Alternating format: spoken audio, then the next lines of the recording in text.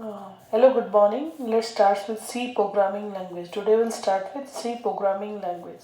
So this language means normally like when you use English language, when you learn a new language, it may be a French or German or basically Telugu, Tamil, whatsoever. So before knowing a language, we should know the basics like the alphabets, the vocabulary, and everything. So likewise, before learning C programming language, we should know what are the exactly uh, why we learn C programming and what are the exactly vocabulary or the alphabets of C programming language. So first basics, we should know what is C language. Okay, C is a middle level procedural oriented programming language developed by Dennis Ritchie at AT&T's Bell Lab in the year 1972 USA. Actually, this Dennis Ritchie wanted to develop a operating system called as Unix. So that for developing that operating system, he need a language. So he developed C language. So you can guess how strong C language is. All the operating system, all the system softwares are use use C language to develop their applications. Okay, C is known as the middle level language because it always used to develop all the to develop the compiler and the system software, as well as it is also used in application as well as, that's why it is known as the middle level language. Okay, so next we should know how to write. See, if there is a mathematical equation you have to solve, before that you should know what are how to solve the mathematical equation, right? Before knowing a language, you should know the all the grammars, all the vocabulary, all the alphabets. So likewise, what is a C programming language? C programming language is, we should see, the computer doesn't understand any kind of thing like where now I am talking in English, or you may know Odia or some language like that. If I do not understand, like let's say Marathi, so if somebody is speaking in Marathi or in German or something like that, which I don't understand, I cannot understand what he is or she is speaking. So for that I know, for that I should know that particular language. So the computer doesn't understand any language other than C. So what is the work?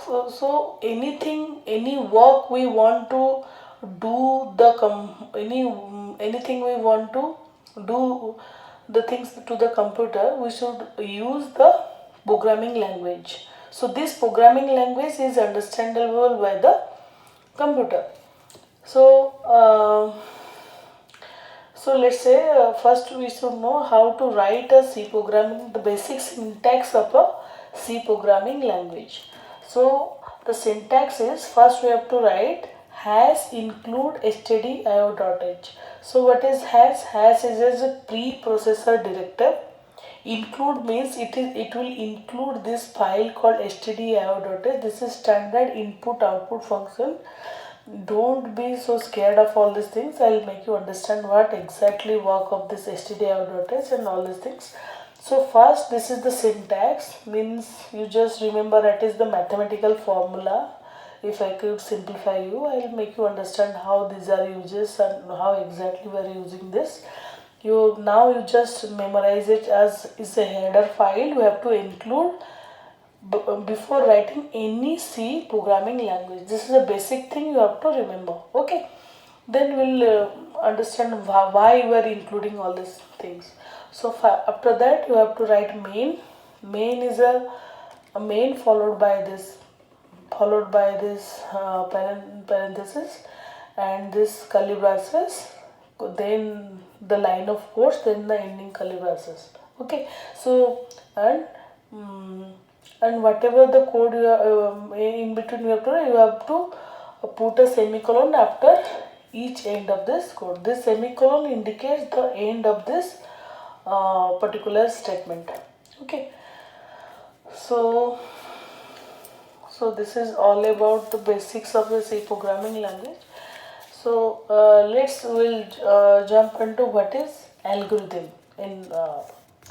So before solving a problem, we have to consider some step how to solve that problem first. So algorithm is nothing but algorithm is refers to a step by solving of a problem in a finite step. Finite step means number of steps. It is not infinite. We have to solve the problem in a finite time or a finite step. Okay, and that particular problem has to solve in that time period only. Okay, so it is a finite number of steps which can find solution for a given problem. The initial first step is usually start or begin, or the last step is usually stop or end, while other steps are sequential number. Write down an algorithm to find out the average of two numbers. Let's suppose this is the problem. Write down the algorithm to find out average of two numbers. When we calculate average of two numbers, let's suppose I am taking 10 and another number is 20. If I have to calculate the average of two numbers, what I have to do first? I have to add these two numbers and divide it by 2. So the average is two number is 15. So like what I have to do? First I have to count what are the numbers, two numbers. I have to add up the numbers divided by 2 because there are two numbers. Okay, you understand? So what will be the algorithm to find out the average of a number? First, start. Step 1 is start. Step 2 is declare three variables a, b and average. A, b means a is equal to 10, b equal to 20 and average is equal to 15. These are the three variables. The number could be anything. Here I have taken 10 and 20. You can take 100, 200, anything else, 15, 30 likewise. And according to that the average is decided. Right. So we have taken three variables, that is a, b and average. Then step number 3, input the value of a and b. Whatever the value you have taken as I have told you. Next you have to calculate the average, that is avg equal to a plus b by 2. If there is two number, then you have to take two number. Okay. Display the average and end. So these are this final step. How many steps? 1, 2, 3, 4, 5 and 6. So these are the steps required to find out the average of two numbers. Okay. So what is algorithm? Algorithm is nothing but a stepwise solving of a problem in a finite time. In a finite time with a finite steps. Okay. So flowchart. Flowchart is nothing but flowchart are it is the graphical or pictorial representation of the algorithm. How the algorithm is solved. It is just a pictorial representation. Let's solve this. Each of this algorithm has represented the pictorial form of the flowchart. Okay. Flowchart, all of you might be know. So if you don't know, I'll make you understand. Okay. Flowchart uses various diagrams, symbols, or notation. You have to memorize all this notation. First, this oval-like structure is a terminator used for start or begin and stop and end. This oval-like structure is used for starting. First we have taken start na.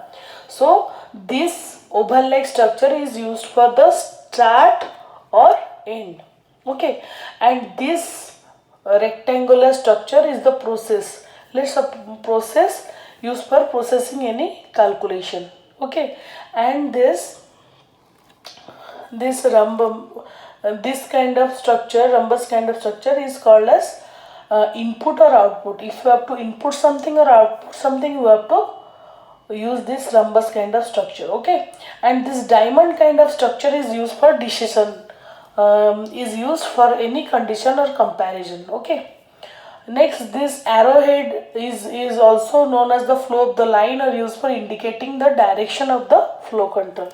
You must understand all these things. Next, again we have to solve that thing in this flow chart only. The question might be asked in the semester examination ki write an algorithm to it may ask write an algorithm from to some to find out the average of the number and write down the flow chart up for the same. So for that you have to write like this. Again I have told you that for start or end you have to use like this oval kind of structure. So for start I have written start and make a oval shape over here, you can see. Then for the arrowhead you have used for the next step to be in the procedure. That is, next is the input. After starting any algorithm you have to input something, that is declare A, B and average. What you have to do? You have to declare this three variables, that is A, B and average. And you have taken three variables. Now you have to input. So whenever you have for input and output, I have already told you, you have to take this rhombus thing. This is not rectangle. This is a kind of rhombus thing. Okay. Then next arrowhead will point to how to calculate average. Average equal to A plus B by 2. Then it will be surrounded, because I have told you this is the process used for calculation and action.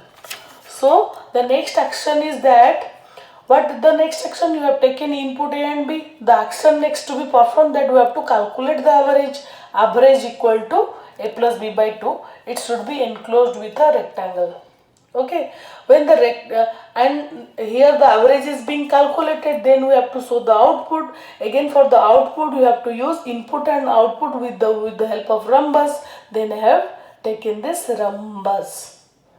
Okay. So any process or any action you have to take a rectangle, remember it, and for input and output you have to take rhombus. So display average and then another arrowhead and with the end symbol. Now you must understand how this is. Then another problem is write an algorithm and draw flowchart of biggest number among two numbers. So this is another algorithm. So all this algorithm will eventually convert into the corresponding program. First you understand how to write the algorithm. Accordingly you can understand how to write a program as well. Okay. So first step is step 1, that is start. As you may go, every start with and begin with a oval kind of structure. Within that you can write start. Okay. Then a arrowhead, then declare variable A and B, whatever the variable is required. It doesn't mean that you have to declare 2 or 3, not specific. Whatever the variable required you have to declare. Within which symbol? Within the action or process symbol, that is the rectangular symbol. Declare A and B. Then you have to take that input from the user, that is input A and B. Okay, input A and B. You have taken a value of A and B, that may be, if you have, let's suppose you have taken value of A equal to 10 and value of B equal to 15. Okay, if A greater than B, then if A greater than B, here I have taken A equal to 10 and B equal to 15. A is greater than B? No, because 10 is not greater than 15. So display B is bigger. Okay, now you understand na? If in case I have taken some other number, then display B is bigger. Then this is the end of the step. So this takes some finite step, that is 1, 2, 3, 4, 5. 1, 2, 3 and this is an 4 and 5. So this, what is an algorithm? It solve the problem in a certain finite step. So let's come to the structure of a C program. What is the structure of a C program? So structure of, I have taken the structure of C program into 5 small structure. The first is the documentation section or the comment section. Okay. Next is the link section. Write the header file. Comment section, you can in a comment section you can write the name of the program, like slash with a star mark. Within that you can write the name of the program enclosed with a star and slash. Within that you can write the name of the program. Multiple, in this kind you can use multiple program. A single comment you can line a single line over here, and within this you can write a multi-line over here. Okay, so that is the documentation section. This documentation section is very important because before writing a program you should mention that what exactly we are writing in the program. Okay, name of the program, addition of two numbers, subtraction of two number, anything, prime number, how to find a prime number of a number. Okay, so next is the link section. Write the header file. So after that earlier I make you understand that first you have to write hash include std. This hash is a preprocessor directive, and then it's include a file called so standard input output function, the std.h. Okay, then hash include mat.h. So these are the preprocessor directive. I'll make you understand what is this afterwards. Then third section is definition section, the macro definition section. If you have to use a thing throughout the program, take a throughout the program constant, then you have to define it at this preprocessor directive. Define the, as you know, pi, the value of pi is 3.14. Its value never changes, so we can define it at the time of including the file. Okay, next, fourth is the global declaration or the functional declaration. Fifth is the main method definitions. Okay, so the structure is main method. What is main method? Main method is the method where the program execution starts, where the compiler starts reading. Okay, then processing, then you have main structure is the main and two parentheses and opening braces and closing braces. Okay, next is the what is the feature of C program. C is a case sensitive language. Case sensitive means if you are declaring something like a equal to 4 and rather so it will store a equal to 4, but if you access a, it will not give you the result as 4. Okay, because it is case sensitive. Okay, C is a high level programming language. It's a high level, it's a middle level. Okay, high level. C is a simple language because it has only 32 keywords. Yes, it's a very simple language. It has only 32 keywords. It's a procedural structural programming language due to use of the function. It uses function. It is a portable language. Portable means it can be installed in a we can carry from one place to another place. C used pointers. This pointer concept is only used in C, in others it is not used. So it support dynamic memory allocations. It is used to develop embedded system. Um, it is used to build in functions and operators. Here I can give a small example like C is used to program in drivers program. For example, let's suppose you are using a printer in your computer. So how the computer identify if there is a printer is attached to your computer? For that you have to install some drivers in computer so that it could drive you through the your printer. So that is known as that driver program, and that driver program is exactly written in C program. That's why C is a very vital program. So you could see the C is developed in 75. So it's more than 50 years we are studying C. So how important C is, you should must learn C first, then after you can, it's a very advisable thing if you are in BTech first year or something.